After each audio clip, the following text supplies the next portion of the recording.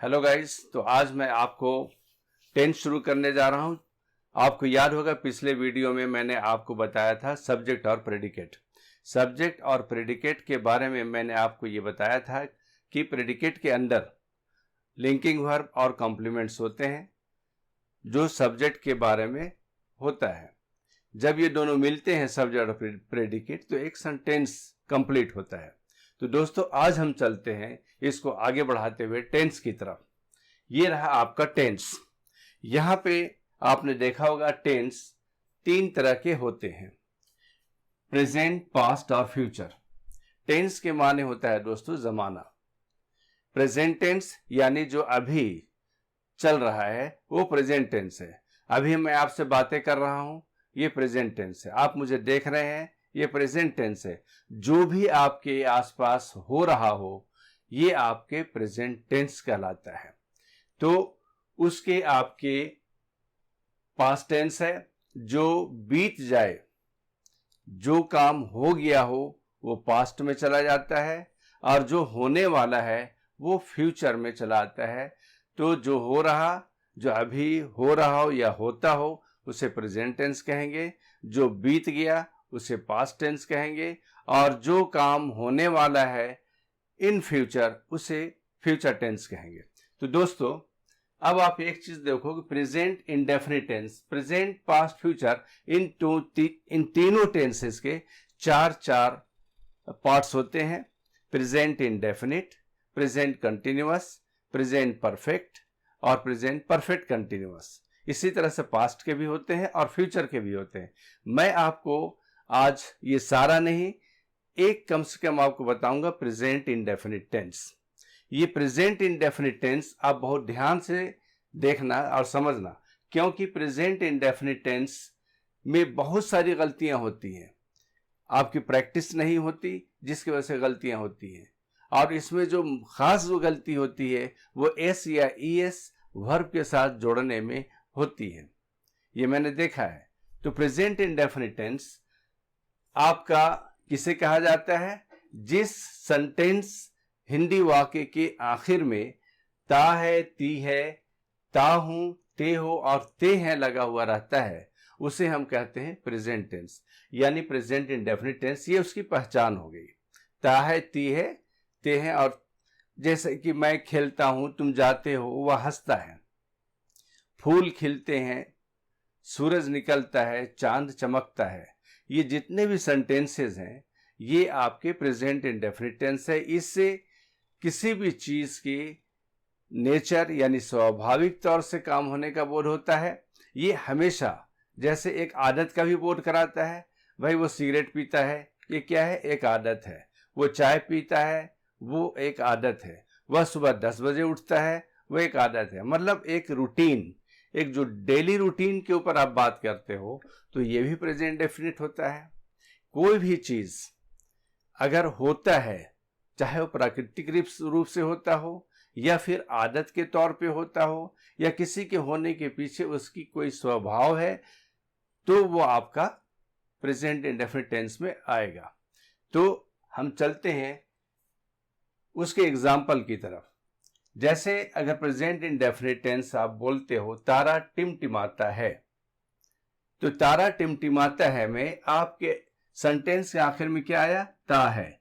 इसकी पहचान के मुताबिक आपके हिंदी में ता है आ गया, ये समझिए प्रेजेंट इंडेफिनिट टेंस हुआ।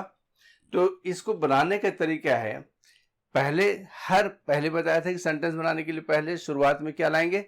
सब्जेक्ट। तो यहां पे सब्जेक्ट हम किसको कहते हैं? कोई भी काम करने वाला नाउन या प्रोनाउन को हम सब्जेक्ट कहते हैं। तो यहां पे टिमटिमाना एक काम है। तो इस टिमटिमाने का काम, ये टिमटिमाने का काम कौन करता है? तो आप बोलोगे तारा। तो ये तारा हो गया सब्जेक्ट। अब पहले सब्जेक्ट आएगा, तो सब्जेक्ट को आप लिखोगे द स्टार। आपने यहां देखा द स्टार, पहले ये सब्जेक्ट आ गया। अब सब्जेक्ट के बाद इसका काम है टिमटिमाना, जिसे कहते हैं वर्ब।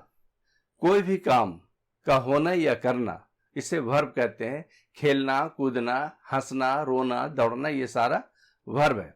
तो वर्ब में आप ये देखो कि यहाँ पे टिमटिमाना एक वर्ब है, और टिमटिमाने की इंग्लिश क्या होती है? ट्विंकल। तो ट्विंकल आपने लिख दिया, लेकिन यहाँ पे ये देखना है ग्रामर की एक रूल है प्रेजेंट इंडेफिनिट की। अगर सब्जेक्ट आपका थर्ड पर्सन और सिंगुलर नंबर हो, आप इसे अच्छी तरह से समझ लें। अगर सब्जेक्ट थर्ड पर्सन और सिंगुलर नंबर हो तो उसके वर्ब में एस या एस जोड़ा जाता है। तो दोस्तों आप यहाँ पे तारा कितने हैं, जब मैं तारा कहता हूं तो कितने तारे आपके दिमाग में आते हैं? एक तारा आता है या बहुत सारे तारे आते हैं? तो आप कहोगे नहीं, एक तारा आता है। तो एक तारा क्या है? वो थर्ड पर्सन है। थर्ड पर्सन मैंने बताया था आपको कि जब फर्स्ट पर्सन और सेकंड पर्सन यानी मैं और आप जिसके बारे भी बात करते हैं वो आपका थर्ड पर्सन होता है। तो यहाँ पे हम बात कर रहे हैं तारे की, इसलिए तारा जो है यहाँ पे थर्ड पर्सन है और ये सिंगुलर है, गिनती में एक है, इसलिए इसके वर्ब में एस लगाना है। तो द स्टार ट्विंकल नहीं बल्कि ट्विंकल्स, तो आपके सेंटेंस सही हो जाएंगे। अगर आप द स्टार ट्विंकल कहते हो तो ये गलत होगा, उसमें एस जोड़ना है, क्योंकि सब्जेक्ट आपका सिंगुलर है तो वर्ब भी सिंगुलर होना चाहिए। यानी कि वर्ब को सिंगुलर बनाने के लिए आपको वर्ब में एस जोड़ना पड़ेगा। ये आपको समझ में आ गई बात? आगे का एग्जाम्पल देखते हैं। फूल खिलता है, कितने फूल हुए? एक फूल। ये भी थर्ड पर्सन सिंगुलर है, इसलिए इसके वर्ब खिलना में भी आप देख रहे हो एस लगा हुआ है, द फ्लावर ब्लूम्स। करेक्ट। आगे है तारे टिमटिमाते हैं। अब यहां देखो एक स्टार नहीं है, बहुत सारे हैं, यानी तारे टिमटिमाते हैं मतलब क्या हुआ? एक से ज्यादा तारे टिमटिमाते हैं। तो यहाँ पे सब्जेक्ट थर्ड पर्सन तो है, लेकिन इसकी तादाद, इसके नंबर कितने हैं? एक से ज्यादा है, तो ये प्लुरल हो गया, इसलिए वर्ब यहाँ प्लुरल आएगा। अब आप कहिएगा कि वर्ब प्लुरल कहाँ है? तो आप देखिए तारे टिमटिमाते हैं, तारे हो गए स्टार्स, और ट्विंकल इसका वर्ब है जो प्लुरल है। ट्विंकल के माने टिमटिमाना। अब यहाँ पे ट्विंकल में एस नहीं लगा सकते, यानी इसको आप सिंगुलर नहीं बना सकते, क्योंकि सब्जेक्ट ऑलरेडी प्लुरल है तो वर्ब भी प्लुरल होना चाहिए। ये दोनों का ही एग्रीमेंट से ही सेंटेंस सही बनता है। तो अगर सब्जेक्ट आपका प्लुरल है तो वर्ब भी प्लुरल होना चाहिए। उसी तरह फूल खिलते हैं, जब आप कहते हो फूल खिलते हैं तो यहाँ पे एक फूल नहीं है, बहुत सारे फूल हैं। तो बहुत सारे फूल हैं तो दोस्तों आप समझ जाओ कि ये सब्जेक्ट प्लुरल हो गया। अब सब्जेक्ट जब प्लुरल हो जाए तो जाहिर सी बात है कि उसके साथ जो आने वाला वर्ब है वो भी प्लुरल होगा। जैसे आपका है कि फ्लावर्स, क्या कहा आपने? ब्लूम। करेक्ट। तो यहाँ पे फ्लावर्स ब्लूम, आपने ठीक सोचा। फ्लावर्स बहुत सारे हैं तो वर्ब ब्लूम होगा, उसमें एस आपको नहीं लगाना है। एस लगा देने से क्या होता है? वर्ब सिंगुलर बन जाता है। करेक्ट। तो बच्चा रोता है, यहां पे सब्जेक्ट क्या है? बच्चा है, चूंकि रोने वाला कौन है? बच्चा। संख्या कितनी है? एक, सिर्फ एक, यानी वो सिंगुलर सब्जेक्ट हुआ। जब सब्जेक्ट सिंगुलर हो तो फिर वर्ब भी सिंगुलर होगा। तो बच्चा रोता है तो क्या होगा? The child cries. करेक्ट। यहां पे क्राई CRY, क्राई वर्ड है CRY, वाई को हटा करके जब इसमें एस जोड़ना हो तो वाई की जगह में IES आएगा, हो जाएगा क्राइज। तो द चाइल्ड क्राइज, यानी सब्जेक्ट आपका सिंगुलर था तो वर्ब भी सिंगुलर हुआ। अब यहां पे आइए, बच्चे रोते हैं। अब ये बच्चा नहीं है, बच्चे हैं, यानी एक से ज्यादा बच्चे हुए तो ये प्लुरल है। जब सब्जेक्ट प्लुरल हुआ तो फिर आपका वर्ब भी प्लुरल होगा। Very good. तो यहां पे है चिल्ड्रेन क्राई, यानी कि बच्चे, चाइल्ड का प्लुरल है चिल्ड्रेन। चाइल्ड में एस लगा करके बहुत सारे लोग चाइल्ड्स करते हैं, समझते हैं कि ये प्लुरल मैंने बना दिया, ये गलत है। कुछ नाउन्स ऐसे होते हैं जो जिसके फॉर्म ही अलग होते हैं, उसमें एस या एस लगा करके उसको प्लुरल आप नहीं बना सकते, उसके अलग फॉर्म होते हैं, उसको आपको बजाते रटना पड़ेगा। तो उसका आगे मैं लिस्ट बना दूंगा, आप देख लेना। तो चिल्ड्रन क्राई, यहाँ पे चिल्ड्रन, चाइल्ड का प्लूरल है चिल्ड्रन। और बहुत से तो दोस्तों ये भी करते हैं कि चिल्ड्रन में एस लगा देते हैं, उसे ये भी नहीं पता कि चाइल्ड का प्लूरल चिल्ड्रन है, वो चिल्ड्रन को सिंगुलर समझ करके उसमें एस जोड़ देते हैं और चिल्ड्रंस। तो ये बहुत बड़ा ब्लंडर है, बहुत बड़ी गलती होती है, इन चीज़ों का ख्याल रखना चाहिए। तो चिल्ड्रन बच्चे रोते हैं, क्राई, यहाँ पे चिल्ड्रन आपके प्लूरल सब्जेक्ट हैं, तो फिर इसके साथ आपका वर्ब क्राई प्लूरल आया, ये आपका करेक्ट सेंटेंस है, चिल्ड्रन क्राई। तो दोस्तों ये आप समझ गए। यहां पे एक चीज मैं आपको बताना चाहता हूं कि जो भी सेंटेंस आप बना रहे हैं इसमें सब्जेक्ट आपके सारे थर्ड पर्सन से रिलेटेड है, सारे थर्ड पर्सन है। जब हम किसी की बात करते हैं, किसी से बात करते हैं, मैं आपसे बात कर रहा हूं लेकिन किसी और के बारे में बात कर रहा हूं, तो यहां पे वो आपका जो भी होता है जिसके बारे में हम बात करते हैं वो थर्ड पर्सन का सब्जेक्ट होता है। यहां आप देखो हम बात कर रहे हैं तारा का, तो तारा क्या है, थर्ड पर्सन हुआ। उसी तरह फूल, तारे, फूल, बच्चे, बच्चा और बच्चे, ये सारे क्या हैं, हम बात किसी और की कर रहे हैं, इसलिए सारे थर्ड पर्सन हुए।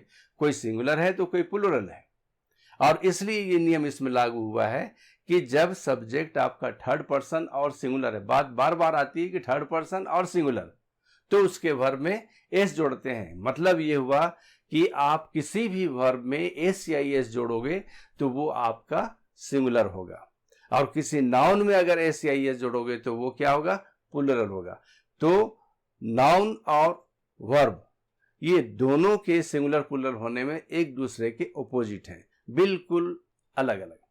जहां पे नाउन पे एस लगाने से वो प्लूरल होता है, वहीं पे वर्ब में एस या एस जोड़ देने से वो सिंगुलर होता है। ये एक बहुत ही बड़ी बुनियादी चीज है, इसको आप अच्छी तरह से ध्यान रखेंगे तो आगे इसमें कभी गलती नहीं होगी। हाँ, अब रहा सवाल कि यहाँ पे जो ये रूल बना हुआ है थर्ड पर्सन सिंगुलर के साथ एस या एस जोड़ने का, ये रूल आपके फर्स्ट पर्सन और सेकंड पर्सन में लागू नहीं होता। इसलिए जब आप बोलते हो मैं जाता हूं, तो आई सिंगुलर होते हुए भी सिर्फ गो में काम चल जाता है, आई गोज में नहीं कहता। अगर आप आई गोज बोल देते हैं तो ये गलत हो जाएगा। इसी तरह you go, you come, you sit, you stand, you understand, you think, ये सारे क्या हैं, ये आपके प्लूरल वर्ब इनमें शामिल होते हैं। चूंकि इसमें ये नियम लागू नहीं होता, इसलिए आप आसानी से I come, I write, I read, I understand, I beat आप बोल सकते हो। उसी तरह we go, we play, we sleep, we drink, we eat बोल सकते हो। इसमें एस या एस कहीं लगाने की जरूरत नहीं है। उसी तरह you climb up the tree, you understand, you stand up, you get angry, you run, you jump, तो इसमें भी आपके कहीं यू सिंगुलर होते हुए भी इसके वर्ब में एस या एस नहीं आता। ये आपके इस रूल से हट करके है। तो दोस्तों इसका आप पूरा पूरा ख्याल रखेंगे, मैंने आपको एक्सप्लेन कर दिया है। ओके। और दोस्तों एक चीज और, हमने डिस्क्रिप्शन बॉक्स में तमाम होम असाइनमेंट्स दे रखे हैं, इसके भी होम असाइनमेंट्स डिस्क्रिप्शन बॉक्स में मैं दे रहा हूं।